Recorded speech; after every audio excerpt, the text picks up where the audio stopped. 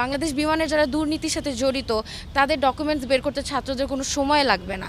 আর আমাদের কাছে সবসময় তথ্য ডকুমেন্টস থাকে যে কে কী করছে। আমরা যেহেতু এই মিশনে নেমেছি যে আমরা দেশকে সংস্কার করব, আমরা সেই উদ্দেশ্যে আমরা অটুট এবং আমরা আমাদের মতো চেষ্টা চালিয়ে যাচ্ছি। আর আমি যতদূর জানি যে বাংলাদেশ বিমানের বিভিন্ন অফিসার পদে যারা আছেন তাদের বিরুদ্ধে দুর্নীতির মামলা আছে, বাট তাদের বিরুদ্ধে কোনো অ্যাকশনই নেওয়া হচ্ছে না। এবং যারা উচ্চপদস্থ পদে আছেন তাদেরকে রাজনৈতিকভাবে নেওয়া হচ্ছে। সেটা কেন? বাংলাদেশ বিমানকে তো আমরা জনজীবন সহজ করার জন্যই তো করা হয়েছে বাংলাদেশ বিমান, যেন বাংলাদেশের মানুষ সুবিধাটা ভোগ করতে পারে। সেটা তো বাংলাদেশের মানুষরা পাচ্ছে না। আমরা চাই বাংলাদেশ বিমান যেন দুর্নীতিমুক্ত হোক, এই সিন্ডিকেটগুলো যেন ভাঙা হোক, আর দেশের অন্য সকল খাতের মতো বাংলাদেশ বিমানটাও যেন সংস্কার হোক এবং আমাদের জীবনটা যেন সহজ করুক। রেমিটেন্স যোদ্ধাদের অবদান আমরা কোনোভাবেই অস্বীকার করতে পারি না। আমরা চাই না তাদের এত ভোগান্তি হোক। তারা এই বাড়তি টিকিটের দামের জন্য দেশে ফিরতে পারে না, তারা টিকিট পায় না, দেশে ফিরলে আবার যেতে পারে না। আমরা তাদের অবদান অস্বীকার করতে চাই না। আমরা চাই তাদের জন্য জীবনটা সহজ হোক, আমাদের জন্যও যেন জীবনটা সহজ হোক, এবং এটার জন্য আমরা বাংলাদেশ বিমানের কাছে সাহায্য চাই। আমরা এটাকে সংস্কার করতে চাই। আমাদের যুগ যুগ ধরে এই সিন্ডিকেটটা চলে আসতেছে এবং এই জিনিসটা যেই লাগেজ চুরি বলেন বা টিকিটের প্রাইস বলেন, সবগুলাতেই আমরা দেখতে পারতেছি যে লাগেজ একটা মানুষ যে তাদের লাগেজ নিয়ে যাবে বাহিরে, তাদের কোনো ভরসা তারা পাচ্ছে না। এবং ইভেন অনেক মানুষ যারা সৌদি আরবে যারা কাজ করতেছে, তারা ওয়ার্কার তারা তাদের পরিবারের জন্য স্বর্ণ আনতেছে, তারা তার পরিবারের জন্য অনেক মূল্যবান জিনিসপত্র নিয়ে আসতেছে, কিন্তু তারা বাংলাদেশে আসার পরে তারা দেখতে পারতেছে তাদের ব্যাগে থেকে স্বর্ণ নেই, তাদের ব্যাগে থেকে মোবাইল নেই, তাদের ব্যাগে থেকে অনেক কিছু তারা পাচ্ছে না। তারা যদি বাংলাদেশ বিমানের উপরে ভরসাটা না পায় তাহলে তারা কিভাবে করবে? ইভেন যেই টিকিটের ব্যাপারটা, তারা যেটা হচ্ছে 40,000 টাকা দামের টিকিট তারা 1,40,000-এ বিক্রি করতেছে। এখন এই 1,40,000 টাকার যেই টিকিট প্রাইসটা, এটা কিন্তু আমরা সবাই অ্যাফোর্ড করতে পারতেছি না। এবং আমাদের বাংলাদেশের মানুষ যারা, তারা কিছু সংখ্যক খুবই পরিমাণ বড়লোক হলেও কিন্তু আমাদের ম্যাক্সিমাম আমরা মিডল ক্লাস।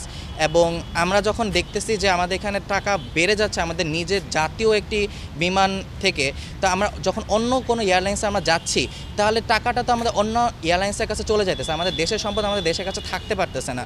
আমরা দেখতে পারতেছি যে কয়েক মাস আগে মালয়েশিয়ার কতগুলো শ্রমিক তারা মালয়েশিয়াতে যেতে চাচ্ছিল, কিন্তু তারা যেতে পারতেছিল না, কারণ এই টিকিট সিন্ডিকেটের কারণে তারা যেতে পারতেছে না। আমাদের রেমিটেন্সে তখন কী হবে? তাদের পরিবারের কী হবে? নট ইভেন দ্যাট, আমাদের যারা স্টুডেন্টসরা আছে তারাও যখন একবার যাচ্ছে, তারা প্রথম না হলে তাদের বাবা মা টাকা দিয়ে যাচ্ছে, বেশি টাকা দিয়ে না হলে যাচ্ছে, কিন্তু ফেরত তারা আসবে কীভাবে? কারণ অনেক পরিবার আছে যারা বাবা মা টাকা দিয়ে যায়, কিন্তু ওখানে যাওয়ার পর তারা নিজেরা পার্ট টাইম জব করতেছে, এবং তারা যখন আসবে সেই এত টাকা দিয়ে তাদের আসার সেই অ্যাফোর্ডেবিলিটি আসতেছে না। পারতেছি যে আমরা কয়েক সপ্তাহ আগে আমাদের একটা কোটা আন্দোলন হয়েছিল, এবং কোটা আন্দোলনটা কিন্তু শুরু করেছিল আমাদের ছাত্ররাই। এবং এই কোটা আন্দোলনটা যেতে যেতে 9 দফা দাবি হয়েছে, 8 দফা দাবি হয়েছে, এবং শেষ পর্যন্ত 1 দফা দাবিতে আমরা আমাদের যে মাননীয় প্রধানমন্ত্রী ছিল তাকে কিন্তু আমরা নামিয়েছিলাম। এখন আমরা যেটা চাচ্ছি যে আমাদের সাথে এখানে আমরা যারা এখানে আছে, আমরা কিন্তু ছাত্র সবাই, আমাদের সাথে যেন আরও বাকি সবাইরা চলে আসে, বাকির সবাই যারা পাবলিকস আছে, যারা এই ভোগান্তিতে, এই টিকিট সিন্ডিকেট ভোগান্তিতে তারা ভুগতেছে, তারা যেন আমাদের সাথে এখানে যোগদান করে। এবং আমরা দৃষ্টি আকর্ষণ করতে চাই আমাদের যেই সেন্ট্রাল সমন্বয়ক, তারাও যেন এই জিনিসটাতে দৃষ্টি আকর্ষণ করে। এবং আমরা চাচ্ছি আমাদের যে আগামী যেই আন্দোলনটা হবে সেখানে আমরা আরও অনেক বেশি আমরা ভিড় চাই, আমরা আরও বেশি ক্রাউড চাই।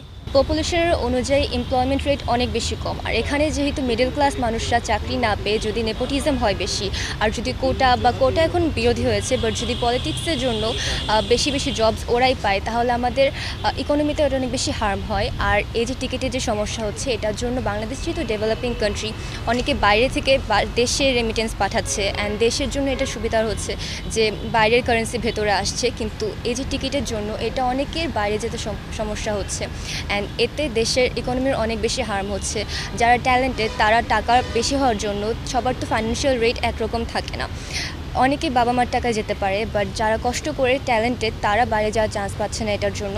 এজন্য যেহেতু বাংলাদেশে মিডল ক্লাস মেজরিটির মানুষ, এজন্য এদের জন্য টিকিটের প্রাইস কম করতে হবে, অ্যান্ড নেপোটিজম না কমালে যারা ডিজার্ভিং তারা কখনোই জব পেতে পারবে না। তদন্ত করা হয়, এবং তদন্ত করার পর যদি এটা নিয়ে বিচার না করা হয়, তখন যারা ন্যায় বিচার পাওয়ার যোগ্য তারা ন্যায় বিচার পায় না। অ্যান্ড আপনি একটা ভুল করছেন। এখন এখান থেকে যদি সৎ কেউ না আসতে পারে বা এখান থেকে সরে যদি কোনো ভালো কোনো আউটকামই না আসতে পারে এখান থেকে, তাহলে তো এই তদন্তগুলো করার কোনো যুক্তি থাকতেছে না। তখন মানে তদন্ত করার জন্য যে সময় নষ্ট হচ্ছে সেই সময়টা আমরা অন্য কোনো জায়গায় কাজে লাগাইতে পারতাম, কিন্তু তদন্ত সময়টাই নষ্ট হয়ে যাচ্ছে ওইখানে। আর এটার কারণে তখন আমাদের যে তদন্তকারীদের উপর যে বিশ্বাস বা যে আস্থা সেটাই থাকতেছে না, আমাদের তখন সেই জিনিসটা